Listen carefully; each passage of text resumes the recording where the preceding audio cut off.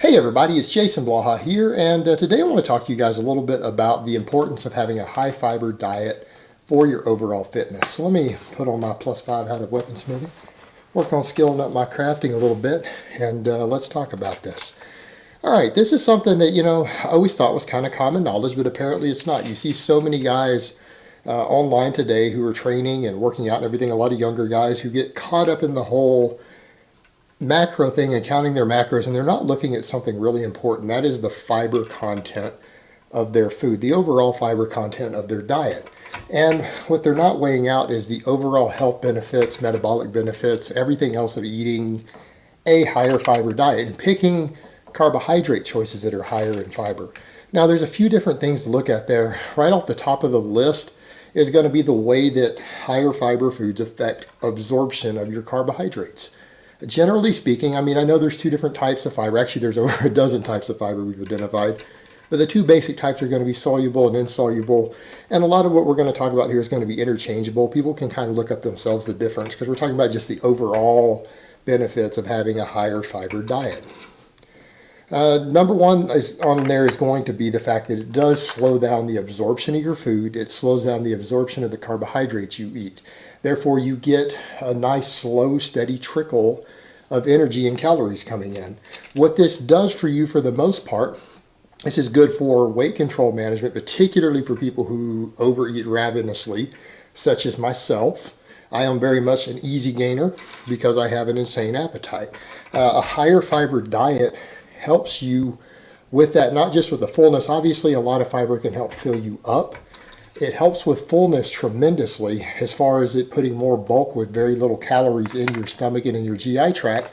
But the fact that it slows down digestion and absorption helps with appetite on two levels. Number one, it takes longer to digest. You have food in your stomach and in your gut longer, meaning that can help stave off that physical aspect of hunger, and that can be important for overall weight management. The other thing to consider there is the actual slower absorption of your calories, of your carbohydrates, is going to keep your blood sugar levels more stable throughout the day. Drops in blood sugar can trigger hunger. They can also trigger lethargy. So people who are lethargic due to, a larger ebb and flow in their blood glucose levels, their blood sugar levels, can cause you to be less physically active. If you're less physically active, you burn less calories. It's easier to gain fat. If you're less physically active, you're going to be less motivated to train hard. Also, the drops in blood sugar can, of course, make you hungrier. And if you're hungrier, you're going to eat more. You're going to eat more calories. This is a bad combination for people who struggle with weight gain, who struggle with being able to lose fat effectively.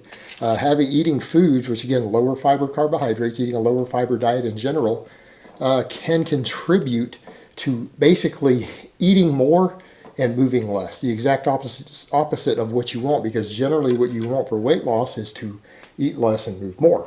All right, there's your winning combination.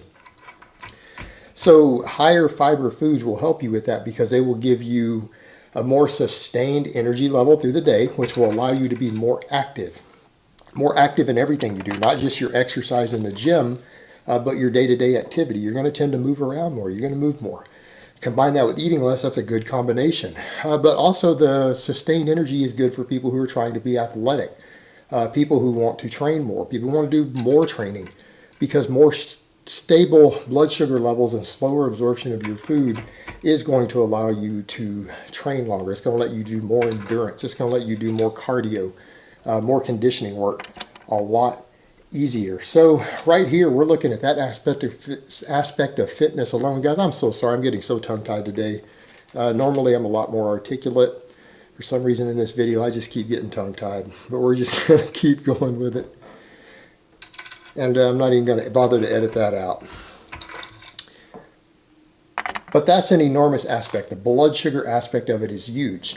Another thing to factor in is actual gut health, your GI tract, on a couple of different levels. Number one, fiber itself can scrape out all the old gunk inside your intestine. You see all these Hollywood types and crazy people pushing colon cleansing and these different cleanses and everything to clean your digestive system out.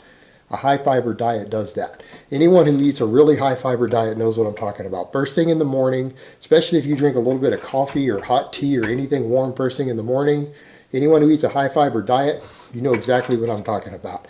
You are cleared out. It will clean out your digestive system. All right, you don't have a lot of the old gunk in there building up, rotting, blocking absorption of anything. All right, it helps with all of that. Helps tremendously. It helps clear you out. Another thing that's been noted is the effect on your gut flora. All right, your gut flora, the actual good bacteria in your intestine. Now, for overall health, and particularly to be athletic, if you're going to be athletic, you need to feel good. You need to be healthy. This is kind of essential. Your gut flora regulate a lot of other things in your body. They regulate oftentimes your absorption of different vitamins and everything. They regulate these things. All right, your gut flora are fed by fiber.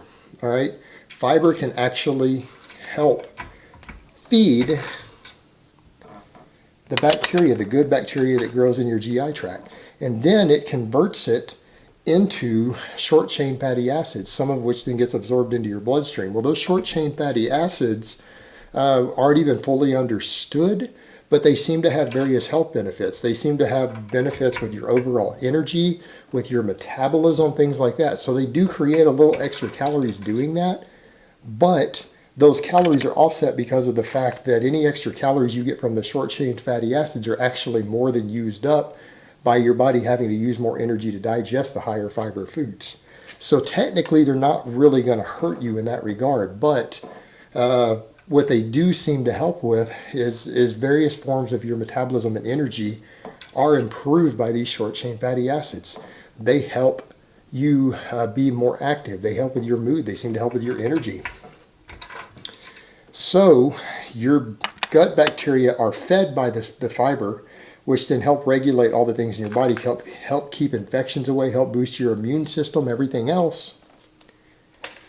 And then on top of it, it creates a fuel source that is then absorbed into the bloodstream, which helps you be more energetic, have better mood, things like that. So we're seeing tremendous benefits there. The other thing is that they're finding that certain types of fiber, subtypes of fiber, help with things like your body creating more vitamin D3.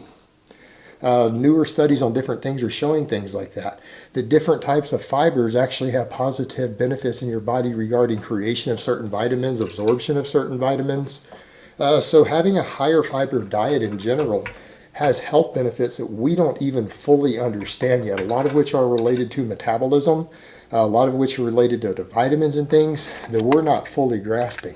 I mean, we know that it helps with maintaining weight management. We know it helps with energy. We know it helps with athleticism. But again, we're finding all sorts of stuff with that. And some of this stuff seems to affect your thyroid function. Certain types of them seem to do things like, again, help your body boost its production of vitamin D3, which is something a lot of people are deficient in. So overall, we have this enormous number of health benefits. Now, another thing, some side benefits that are of note. When you start looking at nutritional labels and values of food, one of the things that I notice in general, when you grab anything that's a higher fiber food, like I love shredded wheat. I eat a ton of this stuff.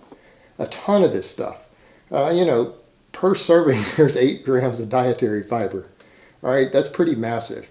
But one of the things that you will note, foods that are higher in fiber tend to be higher in overall vitamins and minerals because they're less processed, but high fiber foods almost always have a pretty good chunk of protein. Like in this case, 7 grams of protein per serving. Now, a lot of people are saying, well, 7 grams of protein isn't that much, I ate whatever amount. Yeah, that's true. That is true, but when you are trying to hit various numbers on your protein, getting it from any source that you can is useful. And if your carbohydrate sources contribute significantly to your total protein intake, isn't that beneficial?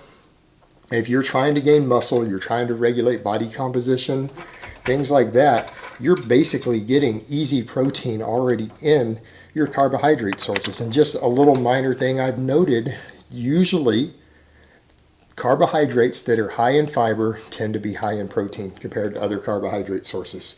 Meaning it seems to be very, very close. In this case, there's 7 grams of fiber to the 8 grams of or 8 grams of fiber with 7 grams of protein. That's what I've noted. They tend to be very, very close to each other in number.